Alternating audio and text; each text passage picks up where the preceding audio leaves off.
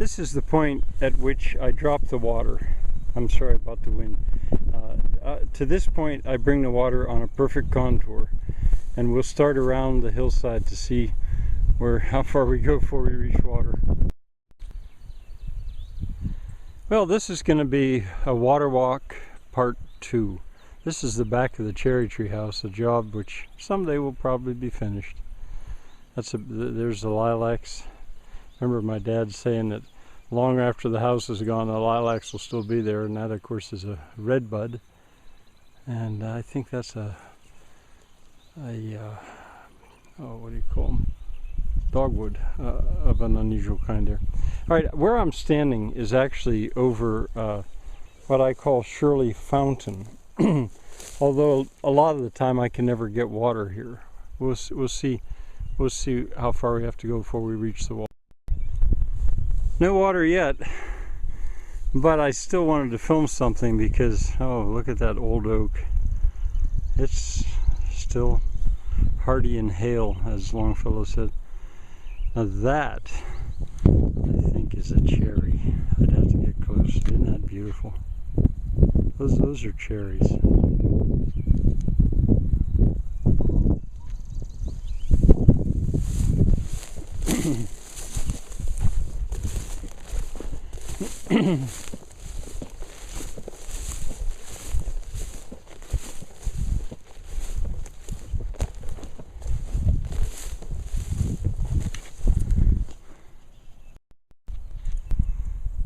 Now I think I might have left the camera on. I'm sorry about that bad habit of mine. Well, that's that cherry again, and now we finally reached some water. At first just a little bit of dampness. I didn't even bring my shovel with me today. It's like 1 in the afternoon. Normally I would walk this in the morning.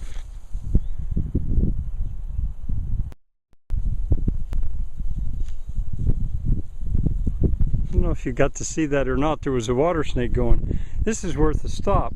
There's frogs' eggs that have already hatched out. Here's a salamander. You can probably see that. Maybe I can disturb that water snake again.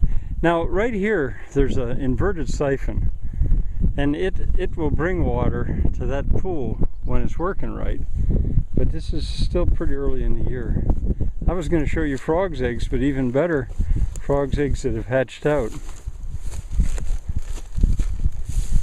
I'm keeping the camera going because I'm thinking, well, that water snake's no doubt is hiding under the palace. Let's see if there's frogs' eggs here. No, I don't see any. I thought I saw some the other day.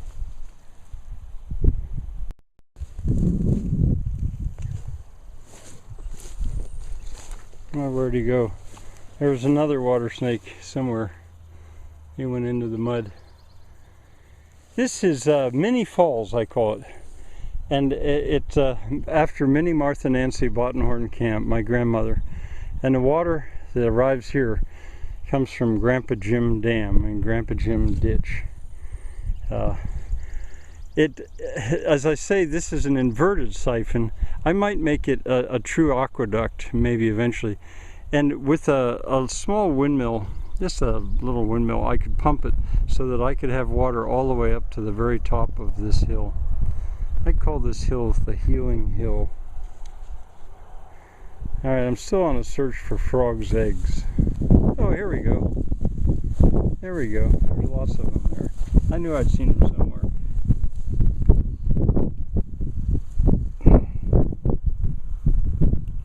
Water has to be warm enough. Alright, we're gonna now go back along what I call Grandpa Jim Ditch, back to the weir. That's where I was, and now I've gone into the woods. The further back we go, the colder the water's going to get, which is why I don't expect to find frogs' eggs as we go back here. I have filmed this other times. You can see by the way that leaf is moving that there is a very slight current here. but very slight, because this is virtually on a perfect contour. That's why it's so curvy. I'll make another stop. Now the water is so clear, which it would be because it's mountain water, but I also have raked it. At least one time a year I have to rake the leaves out of the ditch, or I don't know if it would ever open. Still another stop. Further back we get, the stronger the current's going to get. Now it's so crooked, and here it goes way off to the left and then way off to the right. That's when I dug this with two guys that were helping me by hand, I did not appreciate that this was, I thought it was just bad farming and it was erosion. No, this was mined. That's where they were chasing a vein of iron ore up in here. That's why it has to be so crooked to be level. We have arrived actually at Astrid Falls. Shirley and Astrid are the same person, but I first learned her name is Astrid, and she's been so much help to me. I named this falls after her. If I open this hatch right here, the water will fall down there to Thomas Weir. Now Thomas is Astrid's husband, and I named the Weir after him. And they have a daughter named Sarah, and down there is Sarah Falls. So Astrid Falls supplies Thomas Weir along with the creek, and Thomas Weir supplies Sarah Falls. I've never met Sarah, but I like the hawklings so much. Now here you can see that there's, you can get an idea of how much current there is.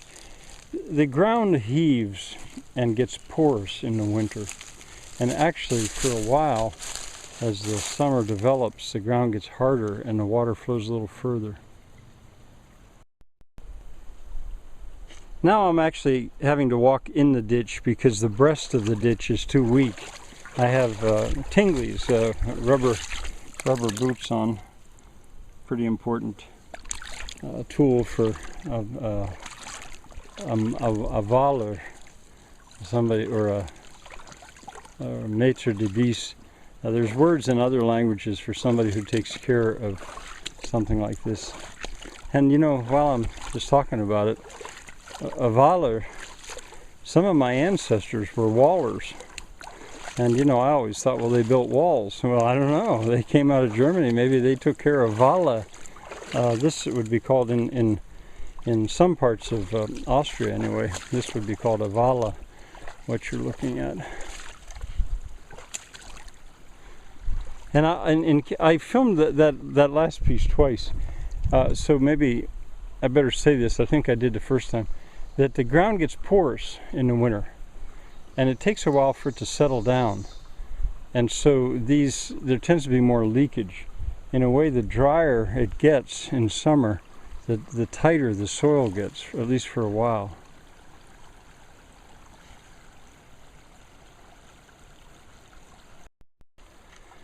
Those riffles or hydraulic jumps show that there's actually a fall of water right here, which is okay. Better that than otherwise I could never get the water to the hillside.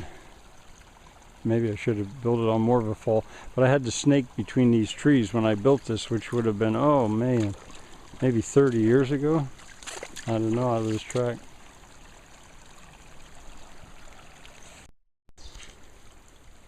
What you're about to see is Grandpa Jim Weir. Grandpa Jim, he's the man who bought this farm, my grandfather, and he was from the Waller side of the family. Now I haven't been up here in a couple days to work this, but the last time I was here I purposely left something. Well, it's smoothed out. There was a whole set of waves in the sediment right here because of the force of, oh, look at that leak. I'll fix that with my boot. Because of the force of a hard rain that we had. I thought, you know, and normally I cast that up on the side, but I thought, you know, I'll just leave it. So anyway, there's the natural drain coming that way and heading on down that way. This is Grandpa Jim Weir. And this is where I turn the water and I take it out to the hilltop. Now that's an important leak. That's stealing a lot of the water that goes to the hillside. So I'll repair that. I'll get down and repair that with my hands. I've repaired the leak and I'm heading back downstream. Now where this is perched on the side of that mini cliff, this is the most like a bis in French-speaking Switzerland that I have on the farm. Abyss, they're also called Vala, and they're also called Acequias, Levadas, Weisserleitungen, and Suonen. There's some of the names from around the world where you do this.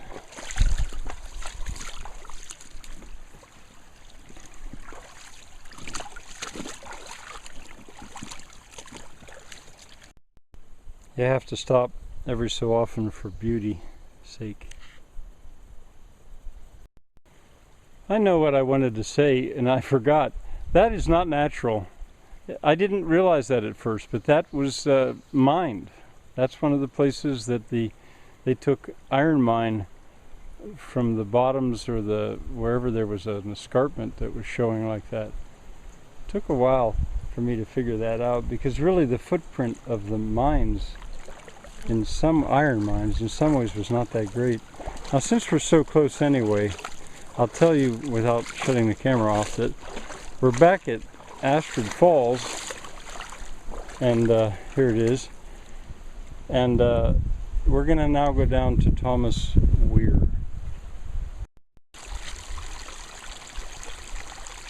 That's where we were, and here is Thomas Weir. Now it's fairly new and it hasn't been maintained or repaired, but I'll give you a link so you can see how much fun some children had here working on this. If I get children to come back here to see the frogs' eggs, etc. this year or any year, I'll have them come here and work on it. There we go. This is called fringed polygola. This is the first I've seen of it this year.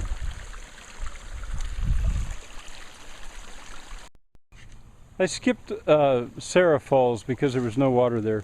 This is an archaeological feature where some kind of a track where they brought the ore down, and possibly also clay. I think there's a spot where it was called winning clay when you dug it out of the ground. That I think that was done. And look at all of this mayapple.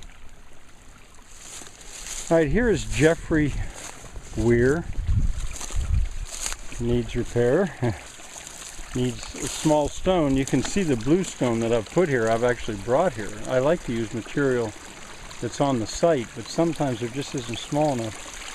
So all that water's going by, but there's some that's heading down toward Barbie Falls, and we're going to follow it back into the field. Japanese barberry. People don't tend to like it. But there are also people that say that it is evidence of settlement by Europeans, non-Native Americans, where you see Japanese barberry. Another thing I can tell you, you can't see any evidence of it now, but going out through there on the left later in the year, there's a fine stand, a wonderful stand of cardinal flower. It's spectacular. Oh, and isn't that Indian paintbrush? Isn't that what you call that? That's the first this year. It's been a late and fairly dry spring. Maybe I don't know what, I need to learn. It's muddy upstream because I was walking in the bis. It's clear downstream because I haven't gone there yet. Why I stopped here was because this, I believe, is cardinal flower. There. And there, it gets so spectacular later in the year, and until it blooms, people don't even really notice it much. I'm almost certain that's cardinal flower, sometimes called cardinal lily. Something else I could tell you, these rubber boots I'm wearing that I call tinglies, when I get around to showing you some of my books, Well, I'll be showing you about what in Switzerland. And there was one guy, some old guy, that had been a waller, a maitre de bis, a bis keeper, whatever, ditch digger, all his life. And he said in his whole life the best development was rubber boots, because that water coming right straight from the glaciers is ice cold, is ice cold. But it's not ice cold here. Once again, frogs' eggs that have hatched out. I knew they were here because I saw them the other day as frogs' eggs. They've hatched out, and I often think salamanders, they just sit there beside their dinner. Oh, here's some frogs' eggs themselves. There you go. This is one of the first places that they appear, because I guess because of the temperature of the water. Kids find that cool, and adults do too, I think. They should. Maybe you can hear this. That's a leak, and there is the leak. And that leak is because of a foundation. There are so many foundations all over this place. I'll repair it. And there's that cherry. That's where I was, and this time I stopped because I wanted to point these ditches out. They're on perfect contours. In a good year, I've had water flowing in them, but then it's hard to do that. It's hard to achieve that. And I did not understand this hillside for the longest time, but I think I do now. I think it was also heavily mined and then bulldozed. I think soil from the top of the hill was pushed right down over it to try to make it back into a field. That's why it behaves so strangely with the water.